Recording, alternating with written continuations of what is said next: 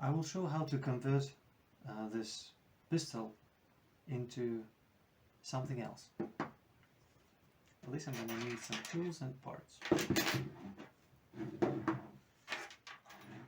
In this configuration it is used on our handgun as a backup weapon under the barrel.